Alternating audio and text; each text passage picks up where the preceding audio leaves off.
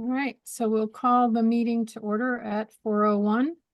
I want to welcome Rich officially as an alternate. We are down one person, so we could elevate you as an alternate. So I'm having a mental block as to, I think I can do that as the chairman. Does that sound right to you folks? Steve, does that sound right? Having a mental block right now. What's the question, Lynn? Can you? I was asking if I can elevate as the chairman. I believe I can. Oh, Does I that don't sound see why right, not. Steve? I think so. Yep.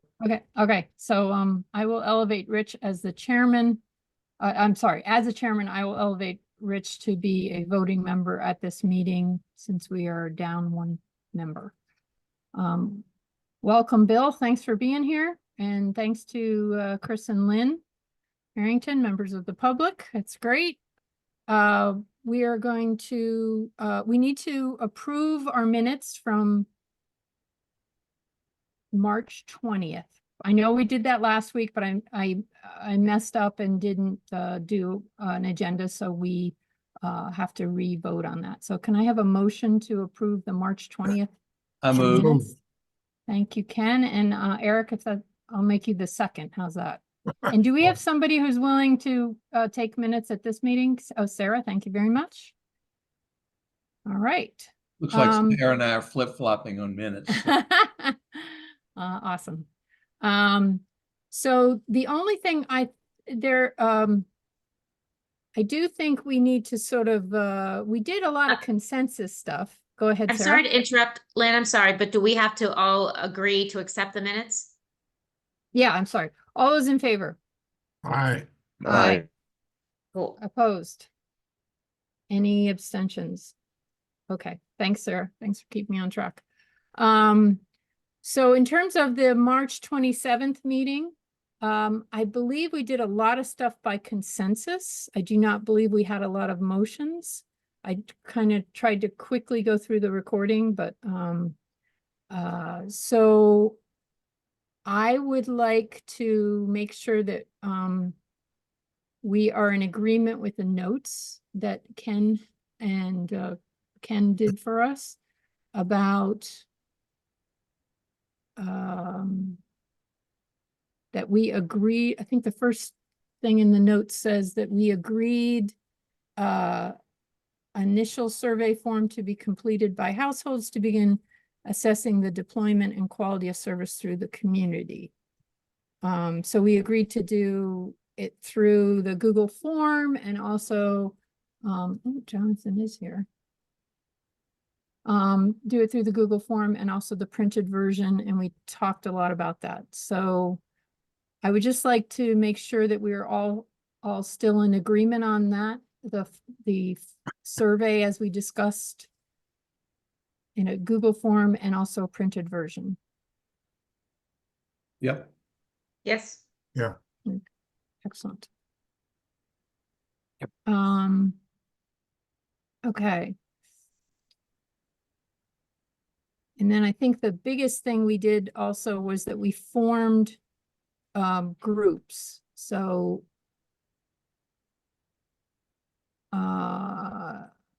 the subgroup would develop a written strategy about how best to get the survey out to people.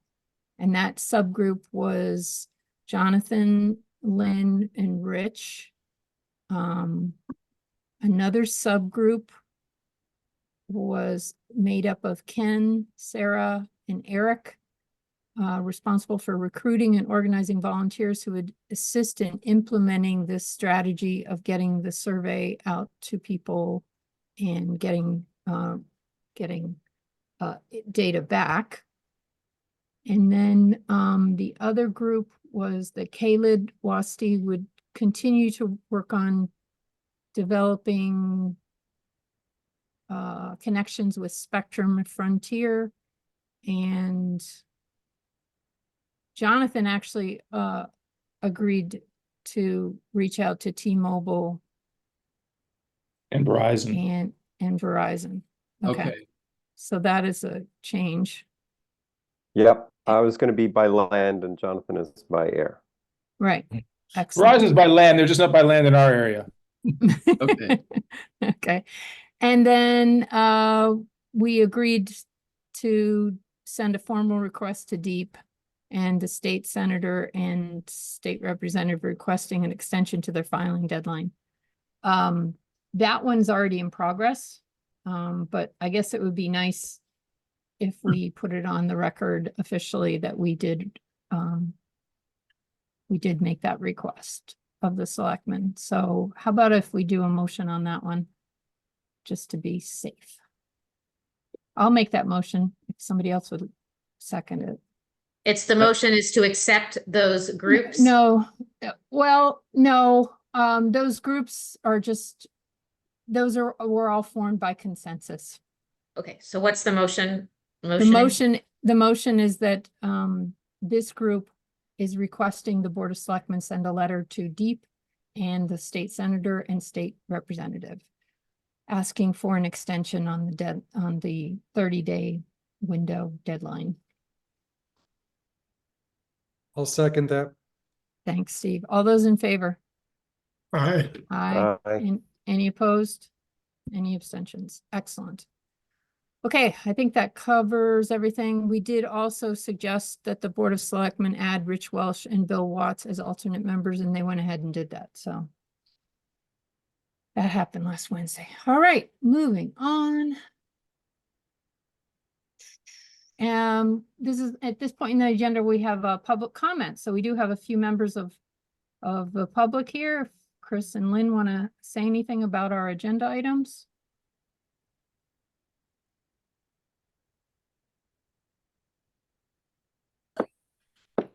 Lynn, can you hear me Mhm. okay?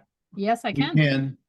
I didn't really read the agenda for today, but I was just wondering, I was the work computer on your last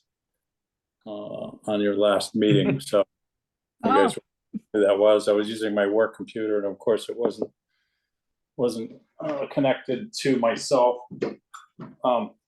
So one of the issues I see here is you guys are looking to get some government funding to get a company to come in and put in fiber optic cable throughout the town. Is that correct?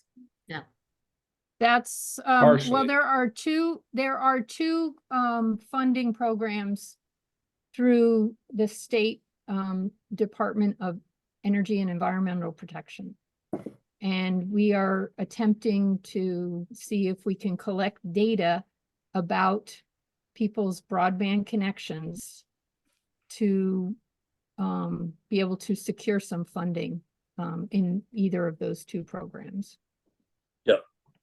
But Chris, yeah. Chris, to answer your question, our first choice is to have fiber optic cable wired throughout the town.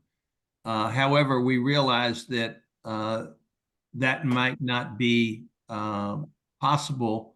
And so, you know, our second choice is to make sure that people have coaxial cable access.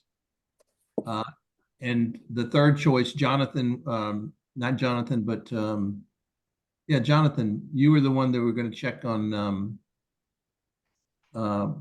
satellite to make sure that Fixed wireless. So Verizon and fixed wireless, right? T-Mobile both offer, in principle, fixed wireless services in Kent, in some places, Right. for now.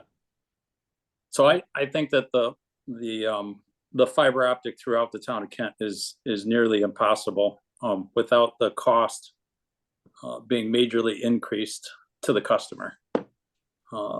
You would have to get these companies, a company to come in and run fiber optic throughout the town. Rick said in the last meeting that we have about 68 miles of town roads. That doesn't include state roads that run through our town. You know, so we're talking probably close to, 150 miles of roads that we would have to get a company to come in and run fiber optic to every home all of those connections to the fiber optic, all of the junction boxes, that's just not feasible for a company to come in and do that without charging an astronomical amount of money. We do have, on the other hand, we have coax run to almost all the homes in town. I don't know of any other than John Edelman, who's on the meeting right now. I don't know of any other homes that are without cable going to their homes. And all of you may know this, and Lynn, you have an issue with the coax that goes to your house. You don't have an issue with the coax going there. You have an issue with the amount of speed that you have coming into your home. You can increase that by paying more. You know, Charterhead doesn't have a problem with charging you more for better bandwidth. And I think that what you guys should really be pushing is moving towards getting these companies to give us better bandwidth, but not charging an astronomical amount of money for that. I have a customer that's in Kent Hollow, and he had very little bandwidth there. He was having a hard time doing what he was doing for his work at home. But he pays more a month, and he gets, 300 gigabytes. Well, supposedly that's what he gets, is 300 gigabytes. I don't think that's what he actually receives, but he pays for 300 gigabytes, and he gets much better bandwidth and can do his work from home. So I don't Chris, know. there's a minimum level that the feds have decided that everybody should be able to have, and an upload and a download speed. And that's what this process that we're going through is trying to Yep. To show to the state of Connecticut, who then would But what work- is the state of Connecticut going to do about that? Are they going to make Charter give everyone better speed? that's the part, that is the challenge process of basically saying, well, Charter says they're giving this much, but in actuality, this is what the people on the ground are seeing with upload and download speeds. So And I don't know if you that's- guys have noticed, but Charter last year has been running all new cable. They're running 6.0 cable now everywhere. So it's a larger cable, and it gives everyone, of course, we're going to get all faster speeds out of that. They started doing this, the beginning of last year. They were running through town through most of the summer last year. Hey, I don't Chris, know.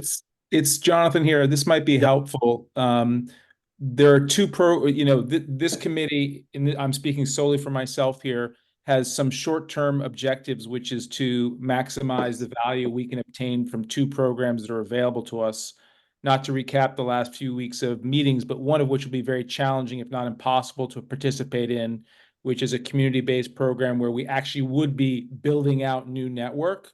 The other of which is a challenge program that the state is running based on federal funding to help us work with service providers to provide a minimum level of service or increased service levels depending on the situation. Long-term, and you're raising great points, what is our long-term goal? If we think this town needs to have the type of bidirectional speeds and low latencies that, for example, the federal government is shooting for, and where I think most people on this call who dabble in this world would say, we are eventually going to have to get to some form of technology that's not coax, most likely, unless Charter changes its network architecture. But that's likely, as you rightly point out, the short-term solution is that we have an existing service provider who can incrementally improve service and the like. So there are multiple efforts going on here, including a long-term vision, which is not something we're fully addressing right now because we're so focused on the near and clear. To answer your question. So another question that I have is just what are you looking to get out of this funding if you do get the funding? So I understand that you're on a deadline on getting the portion or getting, getting the information out and getting information back from all of the customers to see if you are,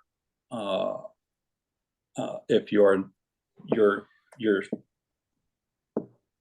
coax or your broadband is not powerful enough to meet you know, the requirements that the government's laying out for us. But if you do get funding for this, what are you going to use the funding for? Are you going to try to?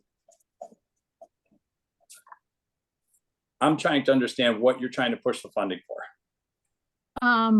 There are, as we mentioned, there's two different programs. The BEAD funding is not really clear to us. They haven't really explained how the next phase will happen after the challenge process and how grants are going to be awarded.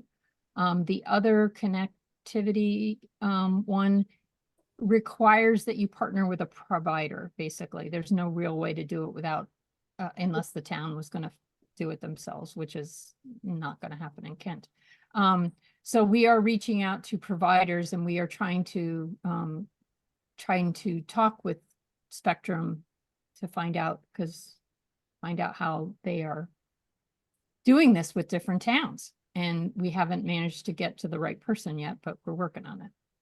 Okay. Chris, All right, Chris, great. are you asking if the money is going to come to town for us to deploy ourselves? The way I've understood it is that the money that is coming from the government would then be used in this relationship. It would be used to go to these service providers to improve what they're offering us. Okay. I would think that's what I it's a was. partnership. Lauren shaking her head, yes. Yeah, Yeah. pretty much what I was asking. Because I think that if we do get the funding for this, that it would be more advantageous to talk to different companies and say, look, I can get this from Spectrum, I can get this from Frontier, I can get this from, and who's going to best give us our best deal? And Right. here's the money that we have to do that. Right. Yeah. It's not coming to the town to use. It's Yep. coming. Yeah.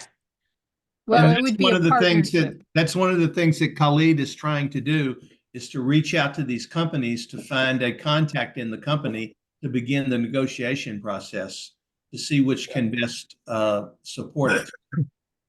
And look, I understand what you're saying about the Spectrum coax, but I mean, I don't know if any of you guys are in the investment community, but the biggest short on Wall Street are the coax cable companies, and the biggest long on are the fiber optic companies. I mean, and so the stock prices of Spectrum and companies like that are really getting torn apart because the whole world is migrating away from coax.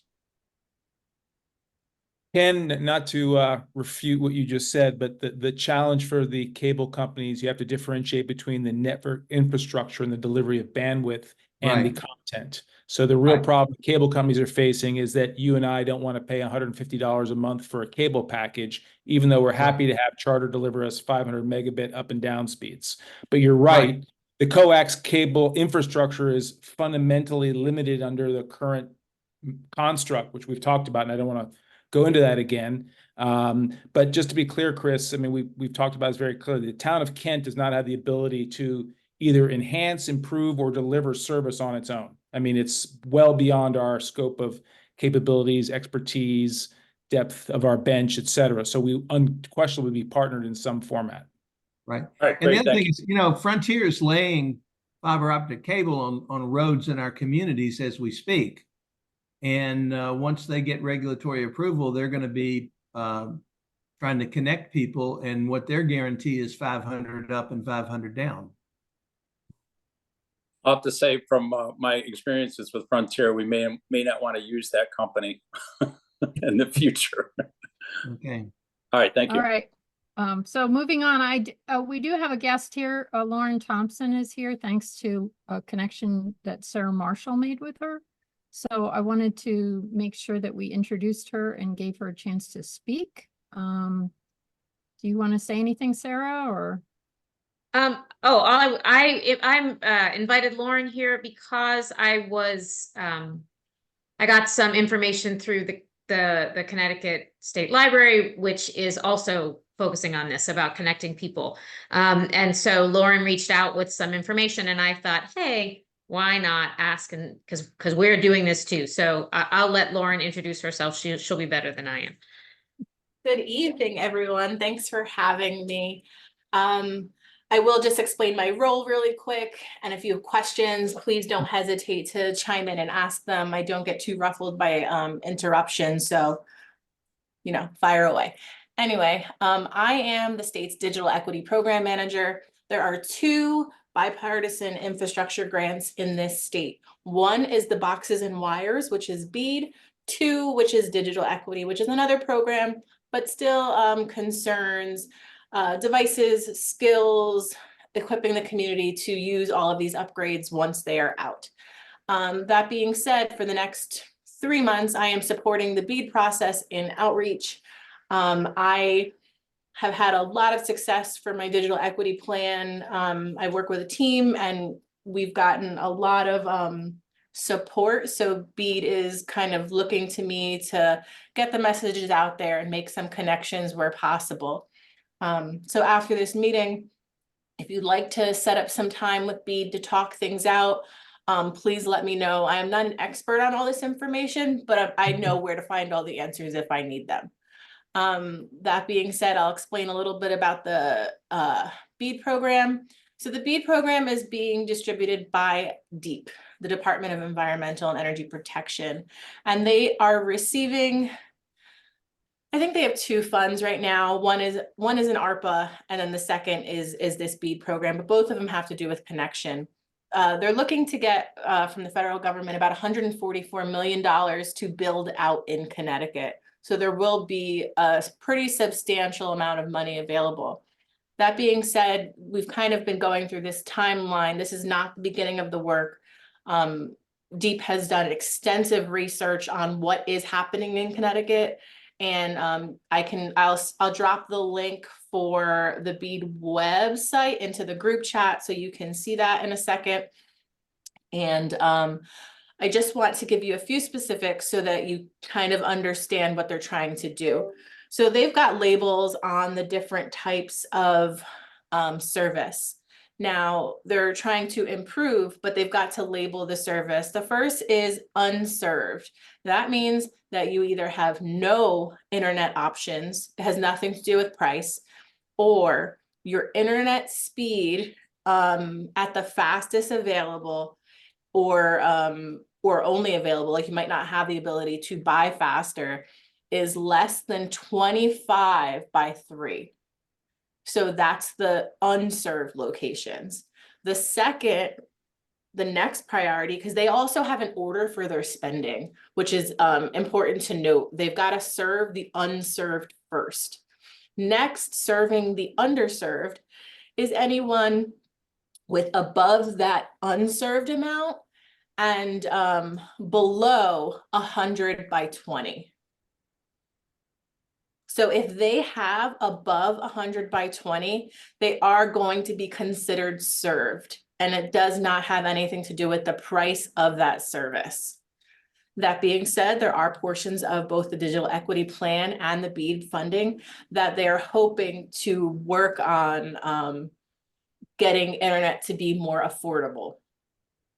Again, how that is accomplished is not a straight path, right? We know about cable companies and what that is, and the team is working on it, but that's a very hard thing to tackle. Every single state in the country is applying for these funds. That is Connecticut's allocation. So the number is already decided, but every state is working on this project. We've got a project timeline. So a NOFO came out a while ago, probably 2022 at this point. Their NOFO came out, which is a notice of funding opportunity. DEEP already worked on a 5-year plan, on an action plan. They submitted something called Initial Proposal Volume 1. They had a public comment period. Then they had an Initial Proposal Volume 2 with a public comment period. And right now we're in what's called the challenge process. That challenge process started on April 1st. I do believe that the town of Kent signed up to be a challenger. The last meeting I had with DEEP this morning, I did send them the link to this meeting, so it's just that they didn't have time to get a staff member to come, but I do think they're willing to engage in any way that you think is valuable. Okay. Now, about the challenge process. It's really challenging the FCC maps as they are right now. So Deep's done a lot of research. So if something's right on the map and it's unserved and underserved, they're already working on dedicating funds to get those spaces fixed. But if something's wrong on that map, that's what they're hoping to address at this moment. So if you're living in a multi-dwelling unit and the top floor does not have internet lines run up to the top for whatever reason, we've seen that happen. If you've got a part of town that has no coaxial, has no fiber available, and they can only buy from Verizon or T-Mobile fixed wireless, and the map says that Frontier serves that area, this is a time that you'd submit that challenge. Now, the challenge organizations are the only ones who can submit it for the residents. So that's why it's so important that Kent is participating in this challenge process, because it gives your community a place to look at those maps and challenge those maps, and then that organization submit the challenges for them. There is. Lauren, can I interrupt you? Yeah. What is the next phase? Like where does the money part come in for BEAD? Is the town of Kent going to be able to apply for funding at some point on behalf of these? If, let's say, our challenges actually go through and it turns out, oh yeah, these people don't, this data is not accurate on the FCC map, because that's never really been discussed at any of the webinars I've been to. I think you're right. I think it has not been discussed. I do think that Deep has to do some of the work themselves in terms of this rollout. I can bring that question back to them, but there is a sub-grantee selection that's going to start after this challenge process. I don't have the date on that, but I do have the timeline that's available on their website. So what I can tell you is I can get that answer for you, specifically how those dollars are going to be distributed and to who. I think there's a few different ways. Lauren, quick questions, Yes. since you paused and you like interruptions. So we've, at least I know Lynn and I, Lynn was smart enough to get quick access to the portal, and we've looked at the map. And we have not diagnosed every existing location, but in Kent, there's somewhere between 20 and 30 unserved locations, another 15 to 20 or 25 underserved locations, and some community, I think you call them community key locations that are underserved. Are those going to be automatically part of the funding process, or do we actually have to take action? In other words, are we just looking at the incremental locations that we think there are existing, quote, problems, or do we actually have to substantiate all of our 40 or 50 underserved, served locations that exist on the map? So are you saying that those locations are correctly marked on the map as unserved Correct. and underserved? Yeah, So we think. So what I can tell you is my understanding is that Deep is going to be working on how to get those locations to a served status. I think the way that can be done is different, but again, the overall requirement of this grant program from the federal government is to make sure both unserved and underserved in that order are brought up to speed. I know that sounds really general, but Sounds reasonable. okay.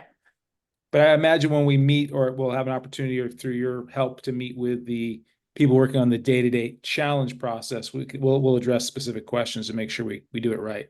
Yeah, and I can set up a meeting. I can ask their organization to come to your next meeting if you already have a date on the calendar.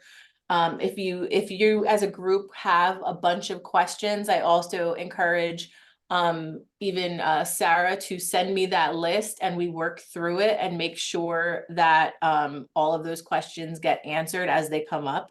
I'm more than willing to keep this collaboration open because this is a really complicated process.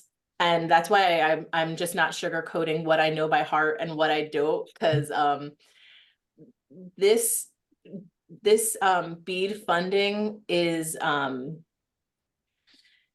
it's hard. I mean, yeah, there's no other way to say it. It's they have rules on the order, they have rules on how, they have rules on workforce development. The undertaking they have, even though that number of 144 million to get unserved, underserved, and community anchor institutions up to speed is a huge undertaking with so many rules attached. Yep, you're on mute. Ken? You're on mute, Ken. Okay, I'm no longer on mute. So, Lauren, this process and the look, first of all, we meet every Wednesday at 4 o'clock. Okay, Okay. yep, However, we've agreed to keep our meetings to no longer than an hour and a half, and I believe that understanding in depth this this process and communicating is going to be a bit too complicated to do with a large group in the meetings.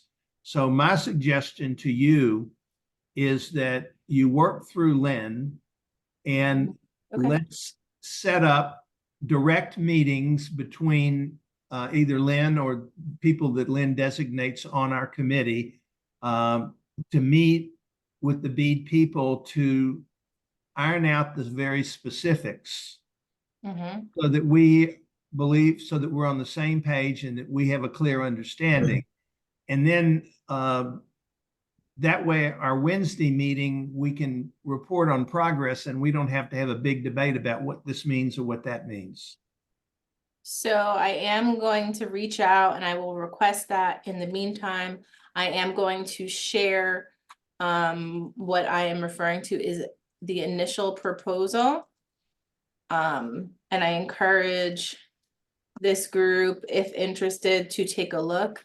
Again, these are really comprehensive documents, but they might give you the space to figure out some of the more nuanced questions you have. Let's see, but I do warn you, these are really long documents, so it might be easier to just have a Q&A in person, or not in person, but virtually. And I will share the 5-year action plan, just so that if anyone is curious and doesn't want to wait for that meeting to happen, because again, this challenge process is fast. Yep. Yeah. It's only 30 days, but again, it's not to challenge anything that's already right on the map. It's to challenge what is wrong, which should be a significantly smaller number because they've done a lot of research. So Well, yeah, we believe that a lot of our properties in Kent are not meeting the upload speed okay. minimum. We think that most of the properties in Kent are not meeting the upload speed. So what I can tell you as someone who's supporting this challenge process is that it's not a simple challenge, right? I did a walkthrough with Deep today on the portal, and the individuals who are challenging speed need to give 3 screenshots from 3 separate days with a speed test on their computer. As a librarian, I am a librarian by trade. I've worked outreach, I've worked in several libraries, and I've sat at the desk. You know, a lot of people don't always know how to do a screenshot, which can be a barrier. A lot of people don't know how to attach images to an email, which can be a barrier. And I'm willing to support anyone in brainstorming how to support your community. It's something I'm very good at, so I encourage you to use me as a resource. And then the second thing is they are going to need to show a bill or something that's stating a speed that they're paying for that they are not getting. So if their bill says they're supposed to have this speed and they run a speed test and it doesn't say that, you have a pretty solid challenge right there. Yeah. So if the bill says that the standard but what if the bill says the standard is less than the minimum of 100 over 20? So the issue that you run into there is the speed is available, but they haven't opted into that package. Affordability is not what we're addressing at this point in the challenge process. It's only the availability. But the thing is, it does happen. Some people do have accounts that say they have a much faster upload and download speed than they actually have. I don't want to say that that doesn't happen. And the truth is, Deep has done a lot of work and found a lot of those locations. Hey, But Lauren, are people, myself and Lynn, and the people reading these challenge documents, have people been successfully or so far uploaded and used area challenges on speed? Because that's, you know, I should tell you as a background, as you're talking to many towns, Kent is, as you heard earlier, primarily served by charter, so a coax infrastructure, shared network infrastructure. So our hypothesis, which we'll find out, is that if we have upload problems, speed issues, it may be a systemic issue in areas. Have people successfully challenged based on the criteria in the challenge document for areas? I can tell you the challenge has only been open for 2 days, and the ones that we went over today were not that. So I Yeah, can't it's say hard to that do. people, I can't say that people haven't done it. I can say that we haven't discussed, it hasn't come up for any specific reason. But still, be the first one, help me figure out how to help people too. I'm ready. So what I can do is I can set up a meeting with Deep and just know that right now, again, very busy just because of the challenge process, Sure. but I'm sure we can find some common time.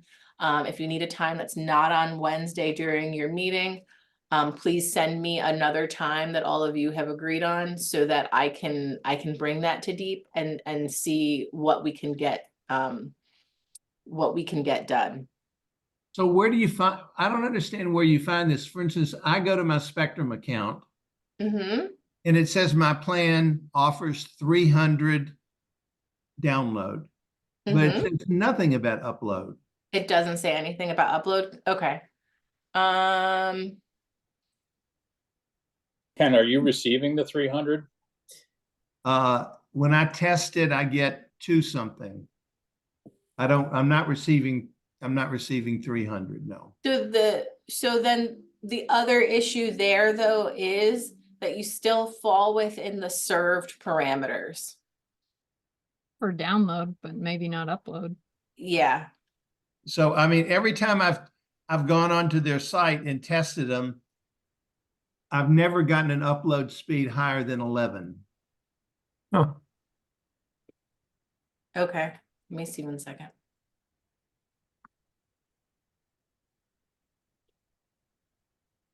And I can go on my site, you know, and go into my account and it says test your speed.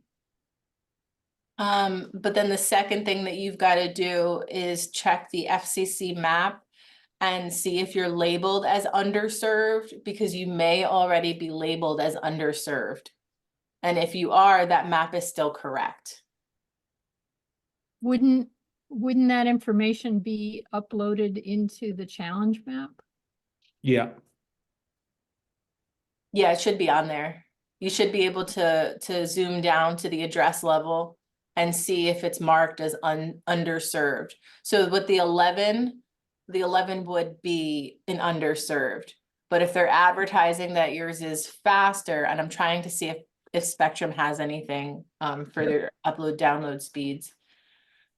Because the other issue is availability. So if they have a faster speed available. Oh, you've got the challenge portal up. Yeah, they so I have thought it- it might make sense to just Yeah. show it, because these people on the committee haven't actually seen it yet. Lucky them. Yeah. So if we do like Kent, Connecticut, so everybody who's gray is supposedly served. So I don't know how, I haven't really looked, I poked around a little bit earlier Um, but like we could go in and we could look at Ken's I'm on Upper Ken's Kent Hollow address. Road.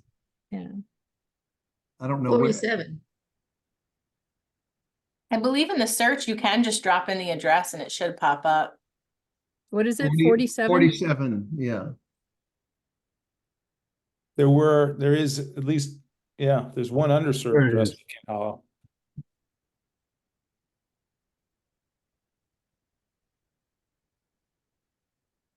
So click, there's There, no dot down. I know, Hmm. that's weird. So I just ran a speed test again and I'm 251 down and 11 up. Just scroll out a little bit, Lynn. The dots might just Oh, there it phase is. out and get too close. Mhm. Okay, So click on it now and see Yeah. if other available things come up. Let's see. so So, it says served, right? Yes, Because it's Yes. gray. It's gray, so it's served. so what I would say is submit a challenge. Because technically it's underserved in one direction. So we had a bunch of the members do a speed test and fill out our survey. And Mhm. every single person has come in underserved on the upload. So that's, I'm feeling like that's gonna be very consistent. That Okay. nobody's getting anywhere close to 20. I Right. just tested. I live right off of Route 7 in South Kent and upload is 10.6. Mine has ranged from 5 to 11, so. And I'm right on Route 7 too, so. But anyway, so this is what it looks like, and then, it seems pretty simple, although it is a little complicated in terms of like the data. You can add the challenge, and Jonathan actually played around with this. So, we could, yeah, we can- it'll be a huge benefit to us that we don't have to essentially codify the existing underserved and non-served locations. It's not that hard to do a challenge if you have the data. That's the Right. key. It's, as pointed out Right. by Lauren, it's capturing the data is necessary to meet the challenge requirements. Yes, So- yes. So the red dots are the ones that are unserved. And as we've talked about, the ones in Kent are up here, Chippewa, Nodine Pastures Road. So the only thing Um, you want to be careful of is and I'm not sure if because all the checks are here.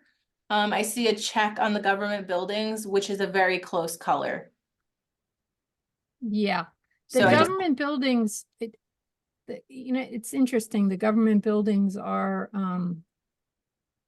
We actually have, Lauren, a number of community anchor institutions that don't, per the map, meet the 1 gig up and down speeds. Because I believe they have a different standard, if I understood correctly. so here's um, the town do. hall. It says eligible unserved community anchor institution, That's supposed to be 1 gig up and down, I believe. right? And but the in this library, case, it is marked, right? Like, so essentially at some point, Deep is going to circle back. I'm not sure who the responsibility to apply for the funding is going to be on, but I can tell you the goal of this program is to get these organizations that are marked up to served. and here's the library, Laura, and it also is saying unserved, which is kind of weird. Sarah, do you have CEN or no? Yes. You do, then you have service. I'm not I sure know. what. So it's weird. It's just weird how that's coming Okay. up. I'm gonna actually Um, bring that up because I sit in the office next to CEN. We're under the same commission.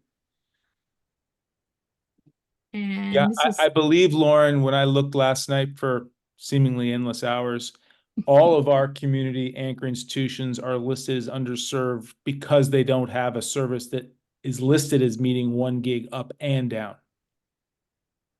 Yeah, but CEN CEN is. CEN is, yeah, I work with them. That's their default. Who They're is CEN? I apologize, Lauren. the Connecticut Education Network. They are the internet service provider for libraries, schools, and some government buildings. So I remember, years and years Interesting. ago, Kent School, and I think Kent School helped Kent Center School get high fiber optic or something, like a And- T and the T1 library. line. A Yes, T1 so line. yes, So- there was a grant that ran the fiber optic cable through from Kent School to Kent Center School, I think, and then to the library, and then Right. we swing over to Warren. And the hope, and I'm pretty sure that the town hall is actually in the process of getting Yeah. connected to the CEN. Yeah, apparently that never happened, but anyway, it is in process. But yeah, so like here's Kent School, and they also are in the same way, you know. Yep, I'm gonna send that along to see if there's anything on our end that we need to look at. But yeah, I think this is definitely worth deep coming in and kind of giving you guys a broad overview of Yeah. of what their process is gonna be looking like, so as they know it at this moment. Yeah. Hey, Lauren, it's probably worth noting, since you say you're going to follow up on this, Yeah. the CEN is actually, I know they probably technically are not a service provider, but they're not listed in the portal. I mean, they're not one of the service providers you can identify. Yeah, they're publicly funded. They are half UConn, half the state of Connecticut. I think they use a vendor for the rollout. It might be Castle Craig for the actual Crown Castle, something like that. Crown for the Castle, actual- yeah. Yeah, for the actual like install stuff. That's my understanding, and also what I've experienced as a librarian is Crown Castles come into Cool. do the connection. So I'm sure they have something. We do have regular meetings, CEN, Deep, and I work for the Commission for Educational Technology. We do come together. So I'm gonna bring this up and see what they have them labeled as and the reasoning there. So committee members, this is another example of an unserved location on 132 Scotticoke Road. And if you scroll down, you see a provider of satellite. So that's how, you know, somebody who has satellite shows up. Okay. And that would be, you know, that would be a case of where we could reach out to the people who are at 132 and say, hey. Well, Can would you we do- need to reach out to them? I mean, if they're already showing up as Oh, that's unserved, true. That's they're true. in. Yeah, that's true. Hopefully that is true. It's really, the question is the map correct? If it's correct, we Yeah. don't have to do anything. It's if it's wrong. You're right. But you can There's- see how many are gray, and they're saying they're all fine. You know, all up and Yeah, down. I Route saw 7. only something like 10 or 12 locations in our town that were underserved, meaning that they had some form of service but not getting the speed required per the map. So instead of doing a survey, should we be having some sort of informational session for people who think that they're not getting the speeds they want, walking them through how to use this portal? Well, we have to use the We do, portal, John. They Steve. can't use the Nobody portal. else can use it. Who does it? The town does it for these people? Yeah, Yeah. that's the way they've set up BEAD, is that we are an agency that's allowed to do this. So So it the seemed fa- like, again, it should be like an informational session where we ask people to test, and if they think they're not getting these standards, that they should reach out to the town. I mean, instead of a survey. Well, I Right. think the survey is good because we can actually get data, you know, but I agree. I think actually an informational session is probably a good idea to explain why it's important and, you know, what we hope to get out of this. And it might be that we do it as a workshop and we actually walk people through step by step. This is how you do a screenshot. I think that's what you're gonna have to do. We have to, You're gonna have to an do 3 informational of 'em. session, we walk them through how to do it. We walk them through how to take a screenshot, and you know, everything that they need to do, and then have them go back and send us the data. I'll be honest with you, Ken, that's really optimistic and not likely that people can do that. I have enough people that come in here who literally cannot remember how to open their email from the time that they left their house till when they get into the library. Like, we are talking about part of the digital equity issue is not just about having the wires. They can have all the wires in the world. If they can't figure out how to turn on their phone, it doesn't matter. And we do it again and again and again and again. And it's I actually think when we've talked a little bit about how we're hoping to get volunteers. Right. It may really be much more hand-holding than having an info session and sending out people to do it for themselves. I just don't believe most people are capable of that. Then maybe what our strategy should be is we need to organize different volunteer groups and have an information session for the volunteer groups. So that so we're clear that they know exactly what to do. And then we begin having information sessions to the broader community, and we have the volunteers there saying, okay, here are the people that are going to come to your home and show you exactly what to do. And that way we'll get it done. But this is good guidance, because you and I can get together now with Eric, and we can say, we have something for volunteers to do. And let's see if we can figure out who the likely groups are and how we can get them to agree to do this. Yep.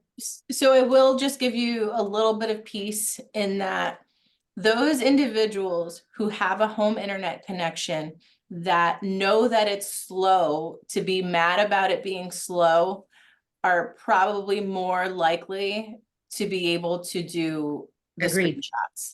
Agreed. So- If they recognize it's slow, that means they know something. Yeah, Yes. so they know something. Selection bias. Yes, so I will tell you that you might get enough people to show it that Deep maybe re-examines the area for any reason, right? That's why I asked about the area challenge, because I'm figuring if we get 10 or 15 people in the same area, challenge the whole area. I don't know what the threshold is. I can get you that detail. I do somewhere recall a census block minimum, Yeah, but it is. I don't want to tell you an actual number. It's But the I will document. get you. It's in the B document. It's just written in Yeah. hieroglyphics. Yeah.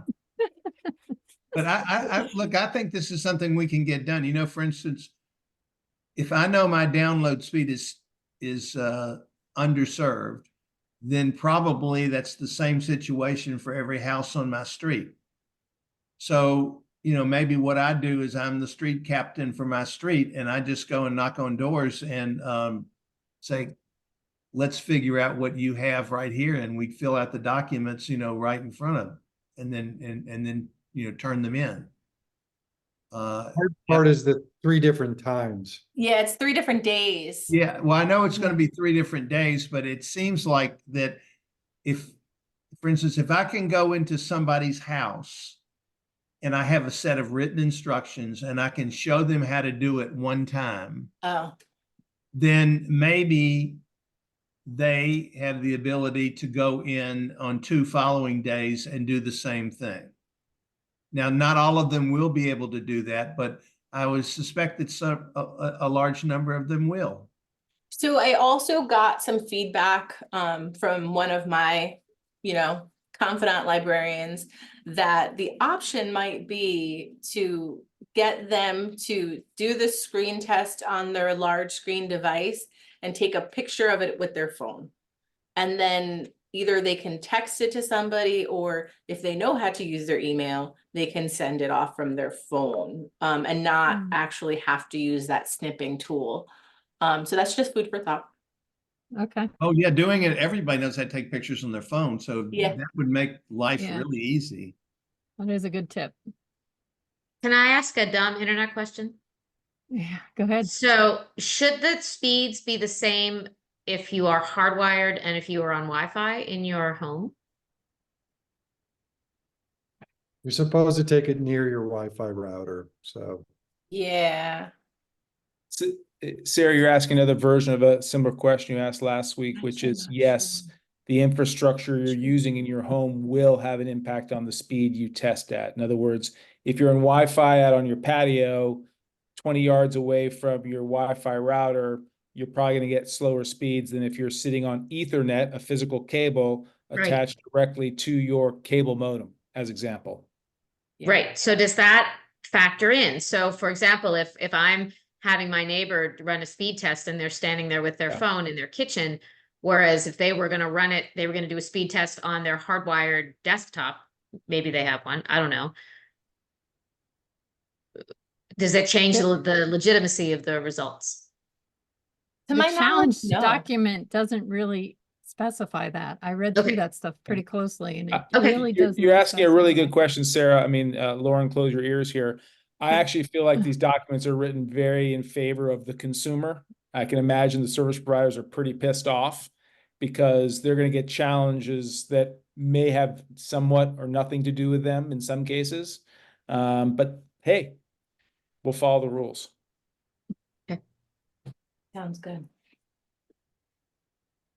Right, so let's forget about the Wi-Fi interference. If we can get the 3 screenshots in, at least that starts the process. Yeah. Then it's up to them to prove that, well, you're wrong because your Wi-Fi is reducing your Yeah. level of service. So 3 screenshots and a bill, I believe, something Yeah. that has the speed that you've Service signed level. up for. Yeah, your Yeah. service level The outline. because- package you signed up for. Yes, because everyone can purchase different packages, but from the Yeah. same company. And I wrote this to Lynn, but very importantly, I made a mistake. We do not have to do the test between 7 and 11 p.m. It's the service provider in their rebuttal who have to test between 7 and 11 p.m. So we can test anytime during the day. Okay. So, But 3 different times during the day and 3 No, different. Three different three days, different but anytime days. during the day. Just 3 different Is that days. correct, Lauren? To my Yeah. knowledge, yeah, that's the way I understood it. And I've been reading this all day. So could we do like a call to action that like April 10th, 11th and 12th, everyone is to test their speeds and upload screenshots to, instead of a survey, just a call to action, Kent residents, upload a screenshot of your. And then we could follow up and get bills from people. I don't know. Do you have like a formal email address set up that people are sending all these challenges to? Yeah, we have a survey ready to go, and I did want to show you guys how cool it is. Because and I did create a Gmail account and to deal with questions and response. So this is what it looks like when somebody uploads a picture. And it goes into this spreadsheet, and then it creates a document that goes into Google Drive, and it has the person's name. So it really works pretty smoothly. And then we can go back to the people. I don't see a date on that, though. No, that's the problem with some of them. Like Yeah, this one's yours, Sarah. Yeah. and There's a you date have- stamp on the file itself. Yeah, it should be in the data on the file. Okay. will that work? Well, Lauren, that's a tough question for you, but would that be acceptable? I will ask Deep what their requirement is. It might only be the data on the file, because I'm just not sure what else they can do if it's not. Well, you can't, as you know, there's specific tests you're supposed to use that qualify. Yeah, the Some of those you can click through to a very specific format of the results, and it has a date and time stamp, but it's non-trivial to figure it out. I mean, it's a pretty high hurdle for people.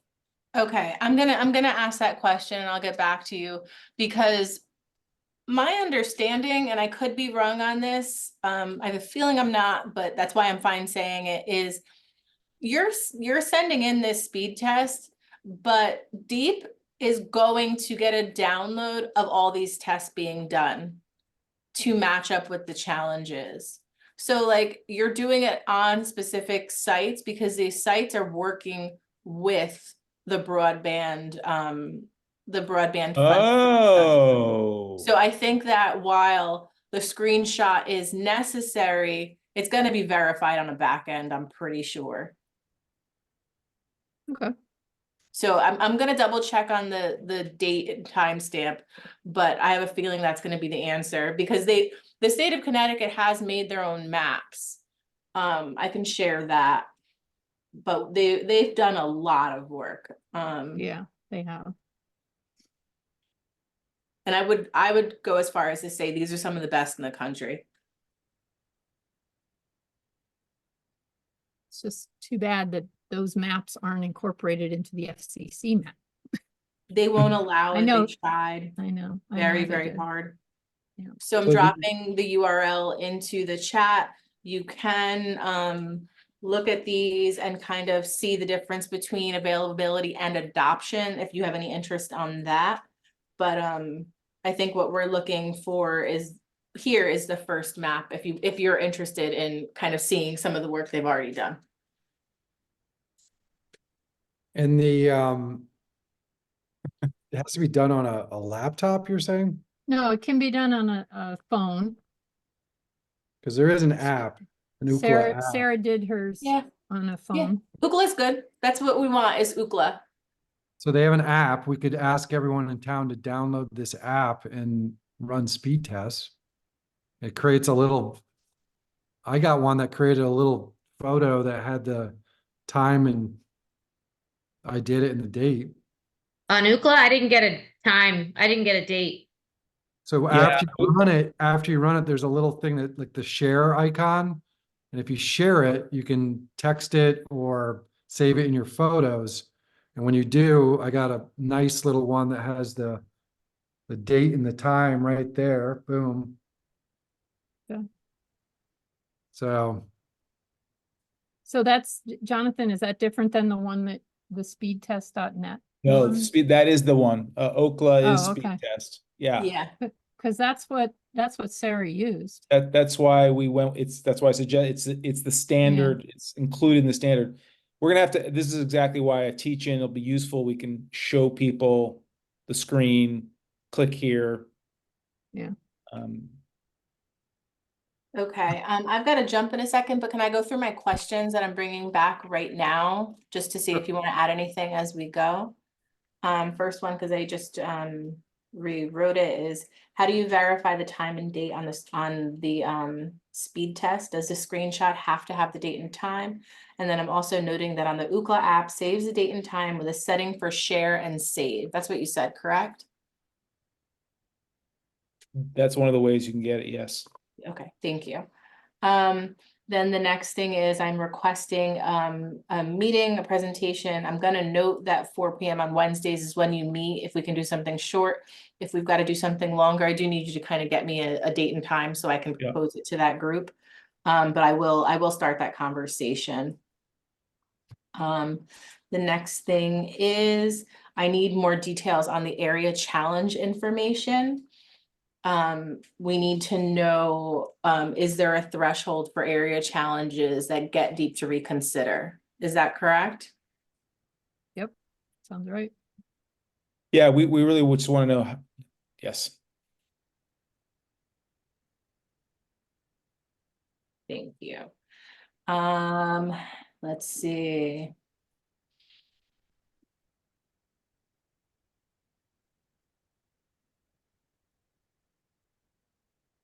I think the last question, which I didn't write down, but I do remember in my head, was how is this funding going to be distributed once they start distributing it? Is it going to be to entities who apply, or are they going to seek out getting these locations connected on their own? Is that correct? Okay.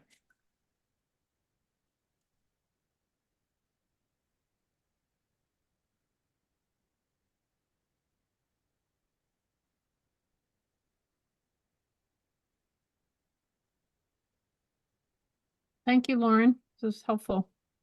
Yeah, I hope it was. Yeah, it And was terrific. Thank you so much. Thank you, yeah. And just know that I am always going to be a resource. I am the digital equity program manager. So Sarah, I'd love to get to know you and figure out some of the stuff that we've been working on at the state level. We do have a plan out there. I can send you guys our plan. Our plan was just approved, and it was just announced by the governor's office, I think last Wednesday. I think we wrote a pretty solid plan for digital equity in Connecticut. It got through the state or through the country report with 0 edits. We handed it in and they were happy with it. So we've worked really hard. Hey, And I Lauren, love one just quick question. Given that you Mhm. said you had 2 days of reviews of the challenge process so far, do you anticipate there's going to be updated guidance, with learned lessons often in these type of programs like, hey, we've seen this, and this issue, please do this and that? We'd prefer not to make the same mistakes that everyone else is making. You know what?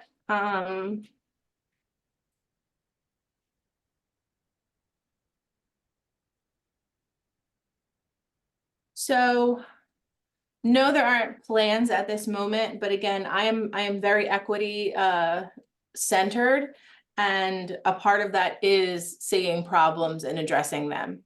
So what I can do is bring this back to the team, and I'm going to ask what we plan to do during this period. If Sure. we see any issues as they arrive, how are we Yeah. going to equip challengers with awareness of those problems and what to do to solve them? I can do that. That's a very easy ask. Excellent. Well, I think we need to wrap up a few things of the rest of our meeting. So we really appreciate your time and your help with this. Thanks a lot, Lauren. That was great. Yeah, really, great job. Thank you. Thank you. So everyone have a good night, and I will send you I don't think I have Lynn's email. Sarah, if you can send us a connection, or do I? Do I have an email from you? I would know I was on emails to you, so. I did, I Oh, you CC'd. CC'd. Okay. Yeah. So I will shoot you an email just to make sure that I've got you in my contacts. And again, I look forward to working with you all, and please speak up if there's anything I can help with along the way. Okay, great. Thank Lauren. you so much. Have a good night. All right, awesome. So in terms of moving on, is there anything else you guys want to talk about?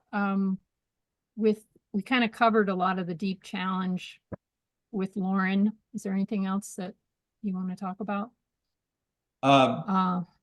Sarah Yes, and Eric, we probably need to get together now that we've got some real information and figure out how we're going to organize this volunteer group.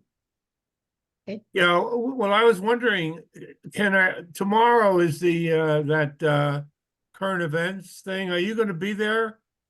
Yeah, Well, I'll be there too. Maybe if Sarah, we could get together after the completion of that, and yeah, 11:30. yeah, would that work? That Yes. works fine, Sarah. So put it on calendar and we'll meet at 11:30 tomorrow at the library. Okay, great. Okay.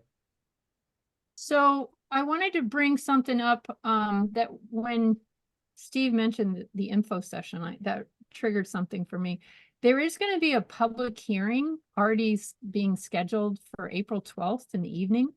So I'm wondering if after that hearing is done, if we could do like a little info session about our program and by then the survey will be out, and it might make sense to sort of say, this is what we're doing, a little sort of show and tell, and this is how you do a screenshot.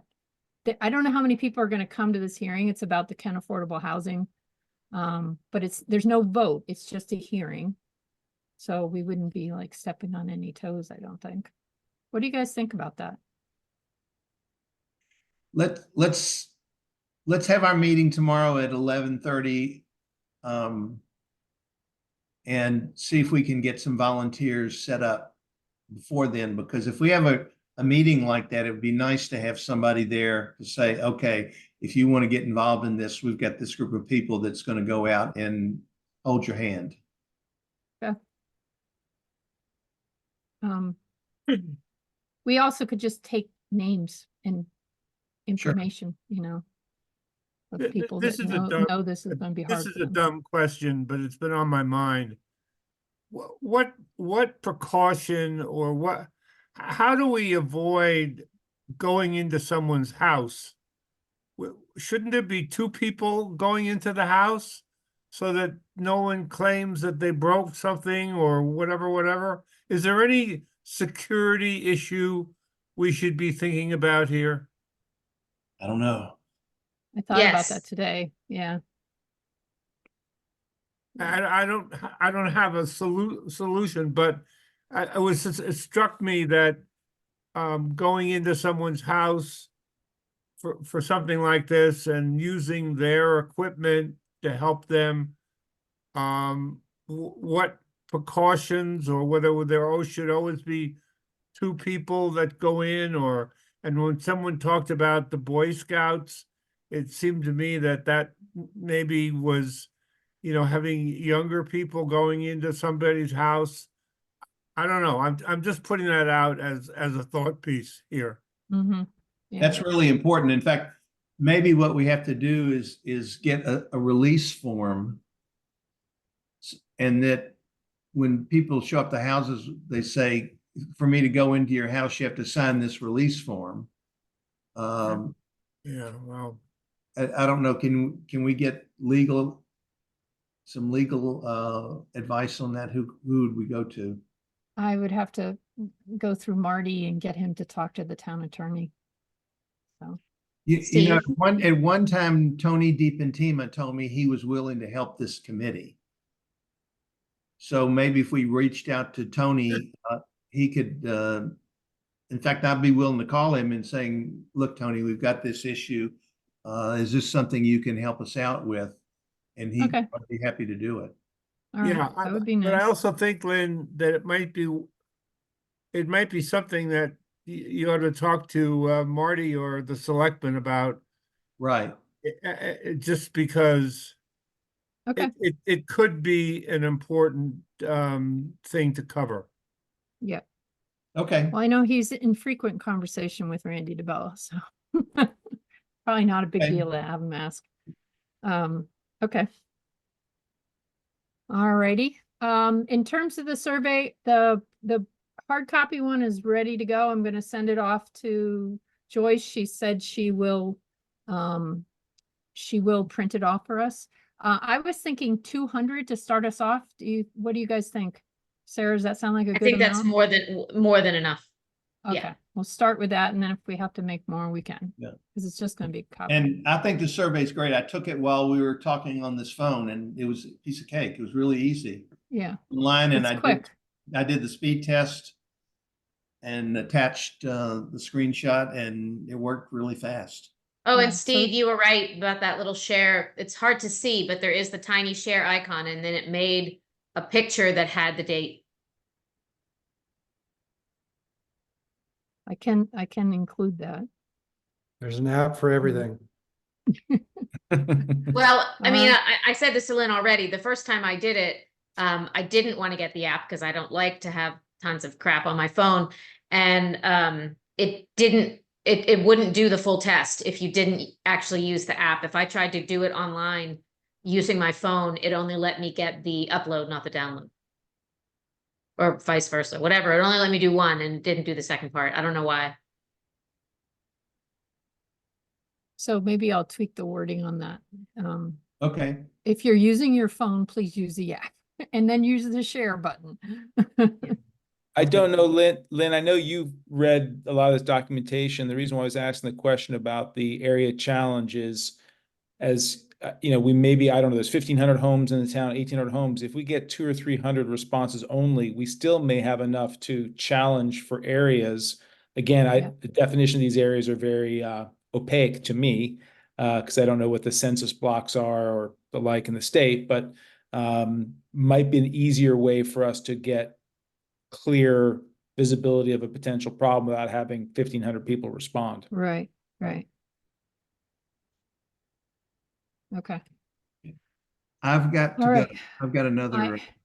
Yeah, and yeah, somebody else. Oh, we already lost Kaylee. Yeah, he had to leave it at 4:45.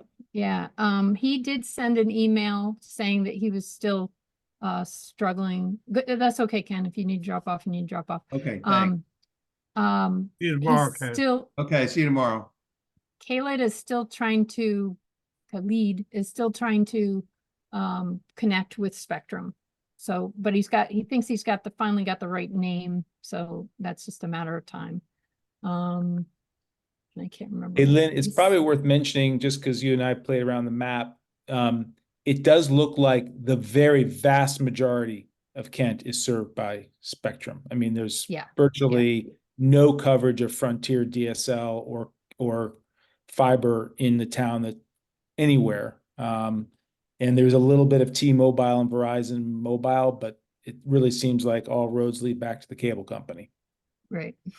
So hopefully Khalid will get contact with that person because that would be nice.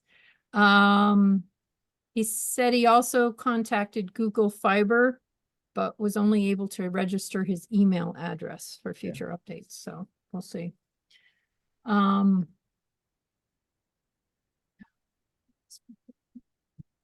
Okay. I don't think there's anything new with the Connected Communities grant program.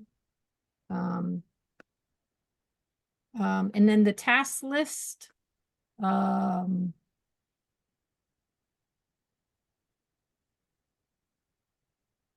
I know I still haven't reached out to, the schools. I will do that as soon as we get off this call, about potential volunteers with their students. The good news is that I was able to pretty easily get us into the challenge program. I also applied for the FCC Tier E license. Yeah. I still haven't heard from the FCC on that, but the challenge portal seems like it's not going to be that difficult to match up addresses and stuff like that. So hopefully it won't be that big of a deal. And I guess we didn't really work on a written strategy about the survey. So we probably still need to do that to try and, although we did do some pretty cool brainstorming today. So When will the survey be here? I'm gonna send it to, hopefully Joyce can get to it tomorrow. And Okay, then we'll make sure it get over to you. And then I also, somebody suggested that I needed to make sure that we talk to reporters so they will do a story on it. So once the survey gets, Marty's planning on getting out his monthly newsletter on Friday. So I'm going to make sure it's in that. And then I may follow it up in a few days with our own email specifically on the topic, because some of his newsletters are so long, it'd be easy to get lost in. Yeah. So, but it's probably good to have both. And I think we've pretty much covered everything. Is there anything else you guys want to ask about or chat about? No, Sarah, thank you for that, Laura, that she was really great. Very Yeah. helpful. Very library cool. ladies, their job. All right, so we will meet again next Wednesday at 4 o'clock. And I think we'll say we're adjourning at 5:20. Okay. Thanks for all your efforts. Thank you, everybody. Okey-dokey. Bye. Bye. Yeah. Bye, folks.